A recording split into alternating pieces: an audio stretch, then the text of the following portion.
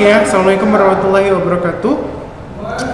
Ini saya masuk lagi di kelas 10 ya, 1 jam ke depan.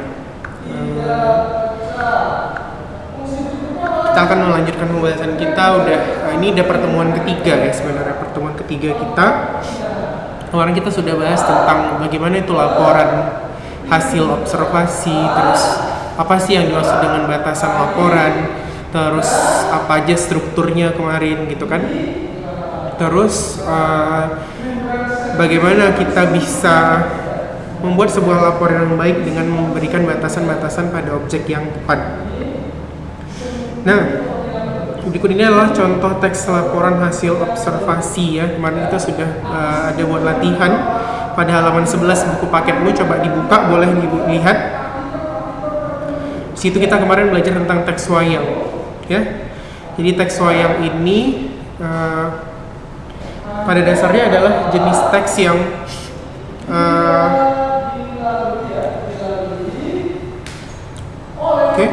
sini adalah jenis teks yang membatasi bagaimana definisi wayang. Terus apa saja sih sebenarnya yang menjadi batasan-batasan dan pembagian wayang di Indonesia. Jadi di situ katanya informasi apa yang bisa kita dapatkan, terus apa aja klasifikasi bagiannya, terus apa aja kemarin klasifikasi manfaatnya. Sebagai penekanan lagi, kemarin kita sudah membahas tentang teks laporan. Jadi laporan itu punya banyak fungsi sebenarnya. Ada fungsinya secara teoritis seperti dia sebagai bahan pengawasan, terus fungsinya sebagai penemuan teknik baru, fungsinya sebagai pengambilan keputusan yang efektif.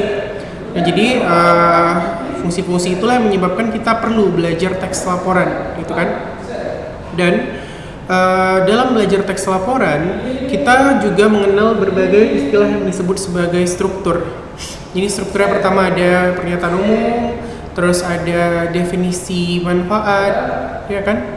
Ada klasifikasi bagian, ya kan? Gitu. Jadi pernyataan umum, klasifikasian, deskripsi manfaat kemarin itu adalah struktur kerangka dasar. Dimana kemarin pernyataan umum itu berisi tentang bagaimana kita memberi batasan pada teks. Jadi misalnya ini sebuah pernyataan umum, lalu kita wayang adalah salah satu jenis karya sastra drama pada Indonesia yang terbit di Jawa Tengah dan punya pengaruh sangat besar, khususnya pada masa penjajahan Belanda. Karena wayang itu pada masa dulu itu lebih dipercaya, pada Keraton Jogja lebih dipercaya daripada agama pada masa dulu ya. Sehingga orang menggunakan wayang sebagai alat untuk melawan penjajahan Belanda. Nah, wayang sebenarnya itu punya banyak fungsi utama. Yang salah satunya adalah sebagai alat untuk memberikan penyuluhan atau pengaruh pemikiran dalam masyarakat. Nah, dalam teks laporan hasil observasi, selain kita memberikan batasan definisi, kita juga harus memberikan klasifikasi bagian. Di bagian wayang itu apa-apa aja sih? Kalau dalam buku ini kita bisa lihat wayang itu dilihat dari bentuknya ya.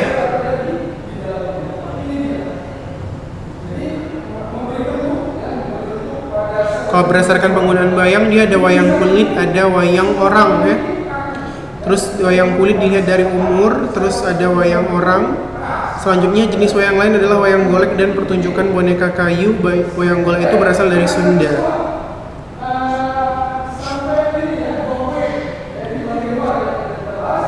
Selain wayang golek Sunda, wayang yang terbuat dari kayu adalah wayang menak atau sering juga disebut sebagai wayang golek menak karena cirinya mirip dengan wayang golek. Ya, jadi wayang golek ini dia dikenalkan di Kudus. Selain klitik, dia juga diangkat sebagai cerita Panji. Jadi wayang timplong dan wayang potel, wayang golek ini itu digunakan yang terbuat dari rumput katanya. Di halaman 10 buku kamu, coba lihat. Intinya semua wujud wayang itu adalah ekspresi budaya masing-masing masyarakat ya gitu. Jadi ketika kita belajar wayang sebenarnya kita juga dituntut untuk melihat bagaimana persebaran budaya masalah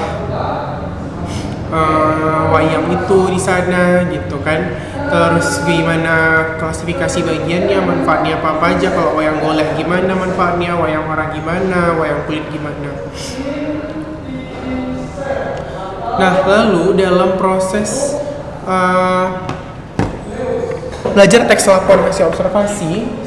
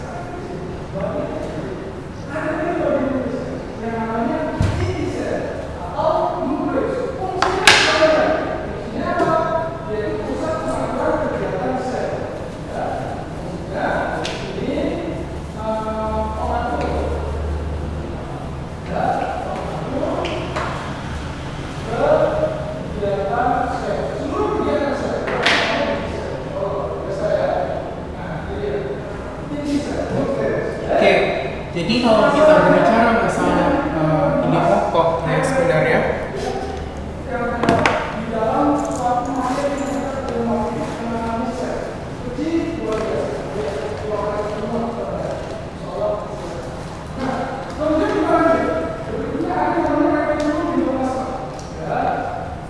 berbicara masalah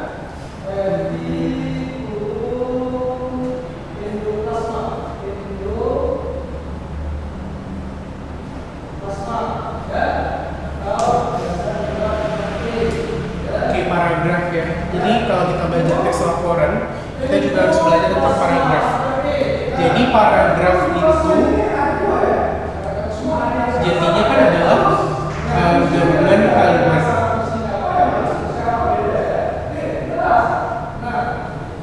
Nah, gabungan kalimat ini ternyata harus punya kohesi dan koherensi.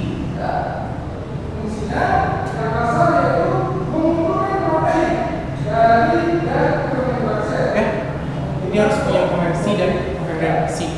Nah, kalau berbicara masalah kohesi, maka kohesi itu adalah kesatuan dari segi bentuk.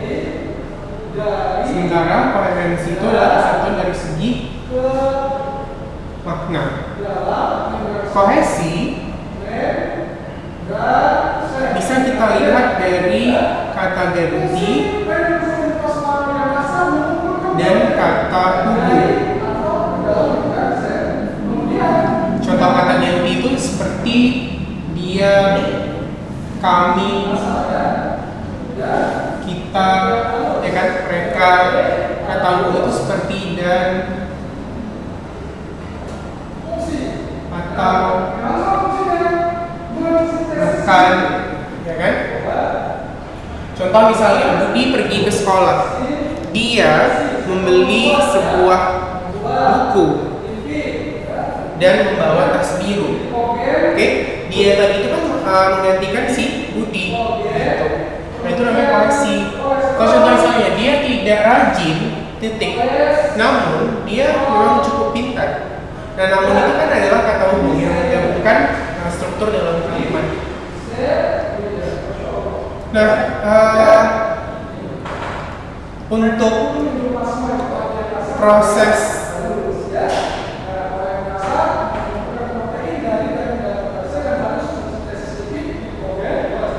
koherensi ini adalah kesatuan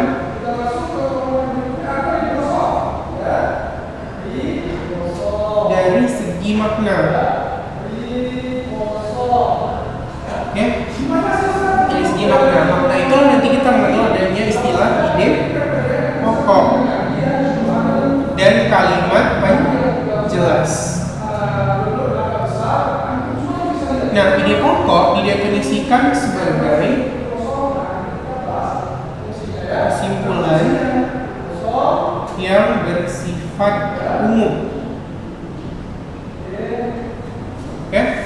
ide pokok didefinisikan sebagai kesimpulan yang bersifat umum.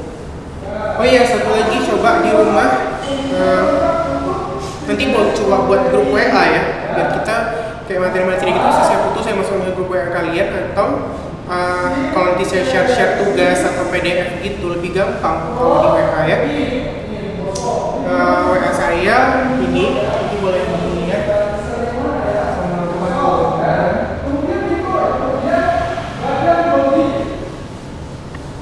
itu ya, 082365004900. Nah terus kalimat penjelas itu dia berupa rincian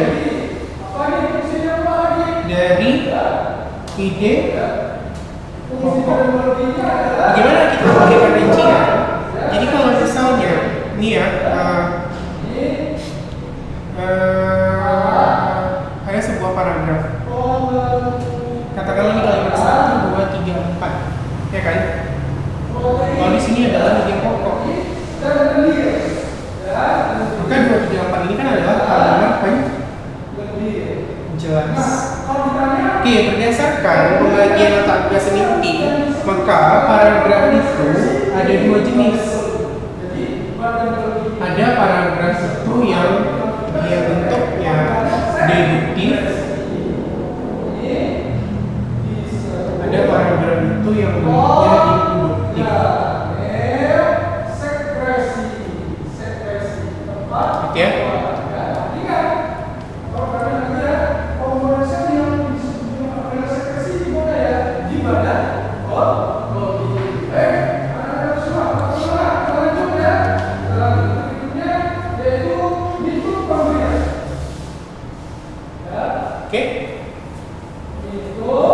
Ada paragraf itu yang deduktif, ada paragraf itu yang induktif. Nah, paragraf yang deduktif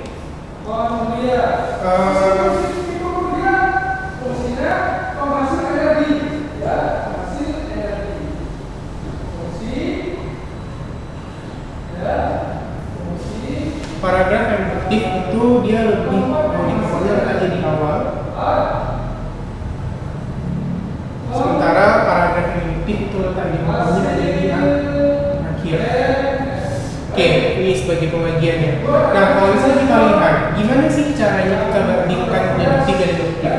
Jadi ada perbedaan dasar antara si ide pokok dengan si kalimat penjelas.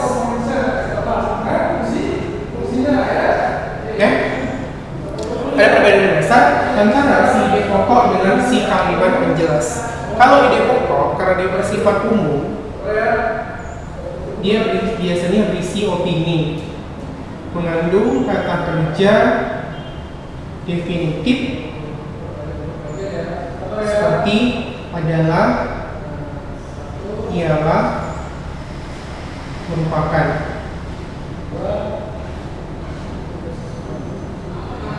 Terus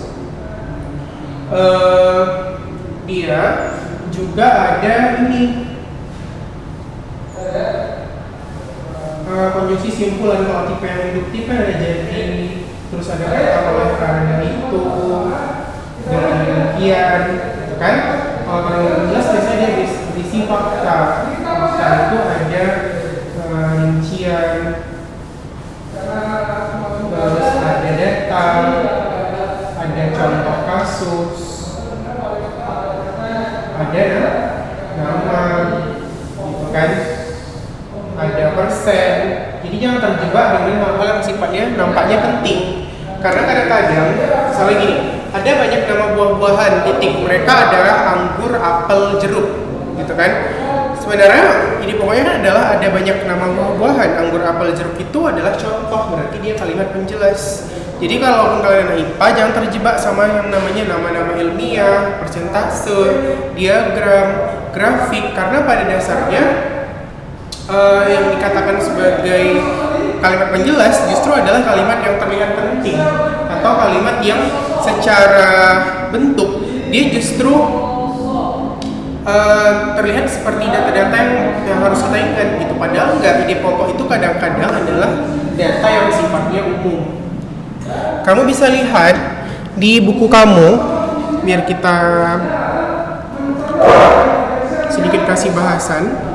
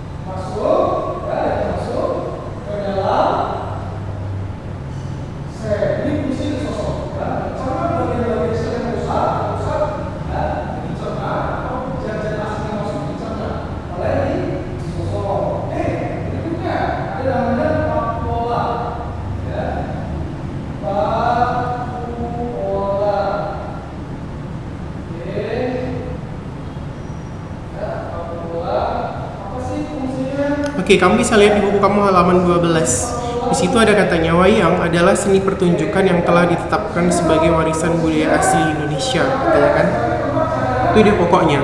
Lihatlah, ada kata-kata adalah kan? Adalah itu adalah kata yang digunakan sebagai kata kerja definitif. Jadi biasanya di pokok itu berupa definisi, terus berupa opini, berupa anjuran, saran, kritik, penilaian, itu di pokok. Tapi kalau dia berupa data, di situ kan ada data-datanya setelahnya kan? Wayang adalah seni pertunjukan yang telah ditetapkan lembaga yang membawahi kebudayaan dari PBB. UNESCO pada tanggal 7 November 2003 menetapkan wayang sebagai pertunjukan bayangan boneka tersohor dari Indonesia. Sampai di situ dijelaskannya, wayang itu berdasarkan bahannya ada wayang kulit, bisa terbuat dari kulit hewan ternak, bisa berupa kerbau, sapi, atau kambing. Wayang berarti wayang yang ditampilkan atau diperankan oleh orang. Wayang golek dan wayang suket dan wayang motekar. Jadi dia gitu. Jadi kalau dia udah penjelasan yang sifatnya rinci, terus sudah ada penjelasan-penjelasan yang sifatnya fakta, persen, diagram grafik, nah itu justru adalah kalimat penjelas gitu. Nah sementara kalau gagasan pokok, wayang kulit dilihat dari umur. Di situ berarti dia pokoknya apa? Wayang kulit dilihat dari umur dan gaya pertunjukannya pun dibagi menjadi bermacam jenis, katanya kan. Jenis yang paling terkenal karena diperkirakan memiliki umur paling tua adalah wayang Purwa. Wayang Purwa berasal dari bahasa Jawa yang berarti awal. Nah kalau ada penjelasan berarti di pokoknya di awal juga nih ya, halaman 12. Berarti di pokoknya adalah wayang kulit dilihat dari umur dan gaya pertunjukan dibagi menjadi bermacam jenis. Terus di situ yang kedua ada katanya, cerita yang biasanya digunakan adalah Ramayana dan Mahabharata. Itu juga di pokok. Karena di bawahnya kita udah lihat di situ contoh-contoh kan. Misalnya di sini ada wayang Madya, wayang Gedong, wayang Dapura, Calonakrang, wayang Krucil. Itu kan ada contoh-contoh nama-nama, berarti kalimat penjelas. Berarti di pokoknya adalah yang di atas. Cerita yang biasanya digunakan adalah Ramayana dan Mahabharata.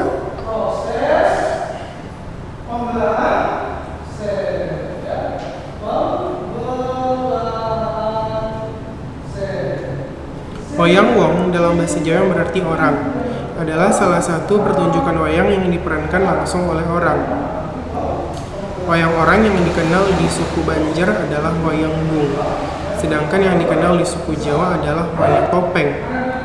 Wayang topeng dimainkan oleh orang yang menggunakan topeng. Wayang tersebut dimainkan dengan iringan gamelan dan tari-tarian. Perkembangan wayang orang pun saat ini beragam. Tidak hanya digunakan dalam acara ritual, tapi juga digunakan dalam acara yang bersifat menghibur.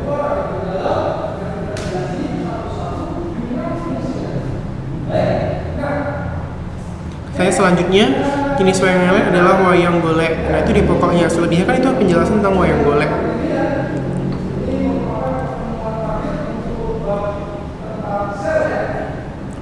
Selanjutnya lagi di situ ada perkembangan terbaru dunia pewayangan menghasilkan kreasi berupa wayang suket.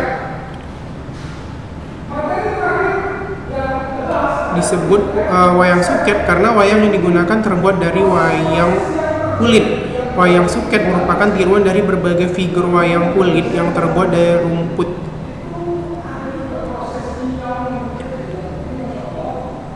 Jadi pokoknya juga masih di awal, ini lebih banyak deduktif ya sepertinya.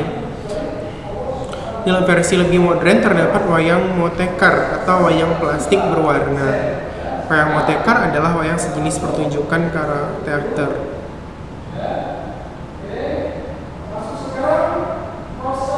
Kalau ini campuran nih, yang paragraf kedua terakhir halaman 14 itu campuran, dia ide pokoknya di kalimat kedua. Jadi trennya memang biasa seperti itu. Kalau campuran sekarang dia lebih sering muncul di kalimat kedua gitu daripada kalimat pertama atau terakhir.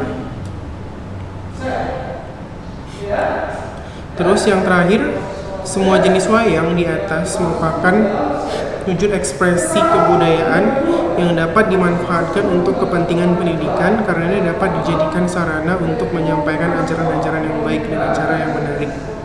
Pemerintah juga sering menggunakan wayang sebagai media informasi, misalnya dengan menggelar wayang yang disisipi dengan informasi tentang program pembangunan seperti KB, pemilihan umum, dan sebagainya. Jadi semua jenis wayang itu merupakan wujud ekspresi adalah ide pokoknya di atas juga. Berarti yang campuran cuma paragraf kedua tadi aja ya, yang ada di kalimat kedua.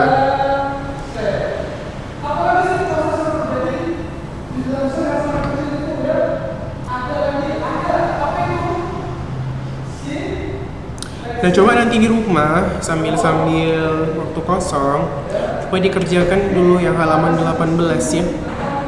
Halaman 18 itu kan ada nyari ide pokok juga tentang teks The Topeng. Oke, coba di situ kamu mulai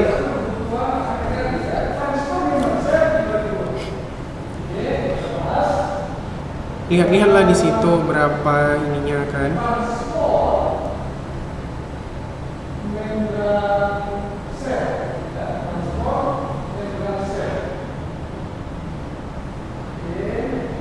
Ide pokoknya. Coba dibaca-baca dulu, kira-kira ada nggak pertanyaan sampai di situ?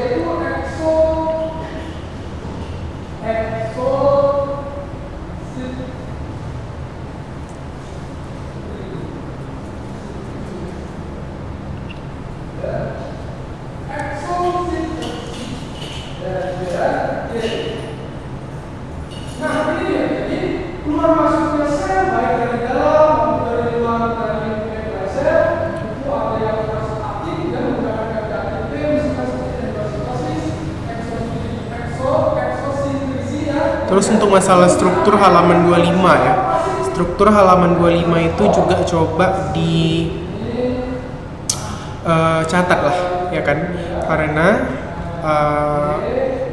kemarin kan kita udah belajar struktur, cuman kan belum ada penjelasan. Misalnya kayak yang ini nih, halaman 25. Pernyataan umum berisi definisi umum tentang objek yang diobservasi, yaitu wayang. Terus klasifikasi berdasarkan kriteria tertentu. Perhatikan urutan-urutan klasifikasinya, yaitu wayang kulit, wayang wong, dan wayang wong. Urutan tersebut juga menjadi dasar sistematika penulisan deskripsi tiap bagian.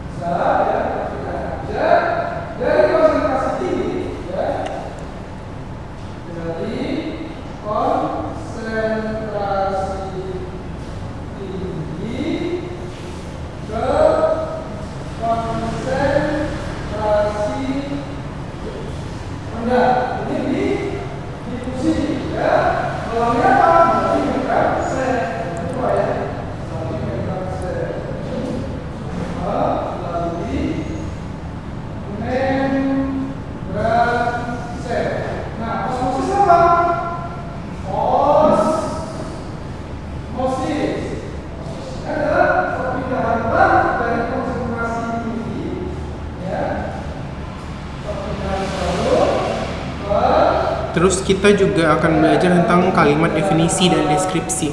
Kalau contohnya bisa dilihat di halaman 27.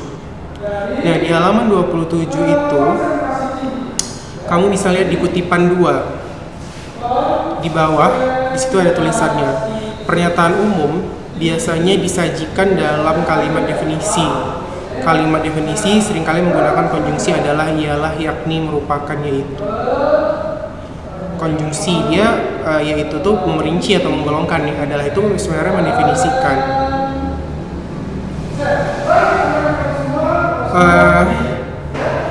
Itu ciri pernyataan umum. Contohnya kalimat itu ada kata paus adalah satu dari sekian banyak mamalia air yang istimewa.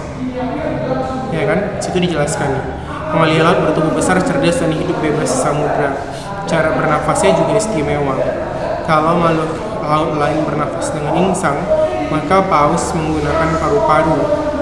Berdasarkan ada tidaknya giginya, paus terbagi menjadi 2 kategori, yaitu paus bergigi dan balen atau balin, dan paus yang tidak bergigi. Wayang adalah jenis seni pertunjukan yang ditetapkan sebagai warisan budaya asli Indonesia. Itu juga termasuk salah satu jenis kalimat definisi.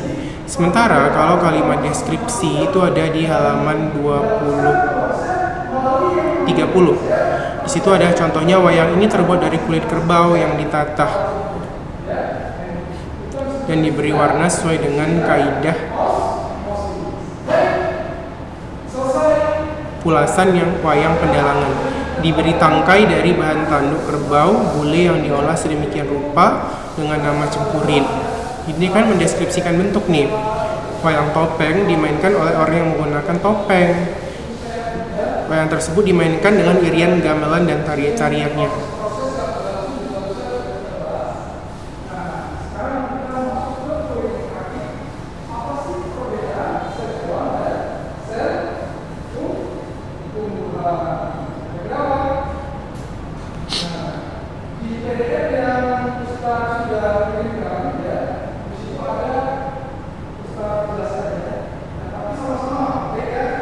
Di sini ada kata, ada frasa ya.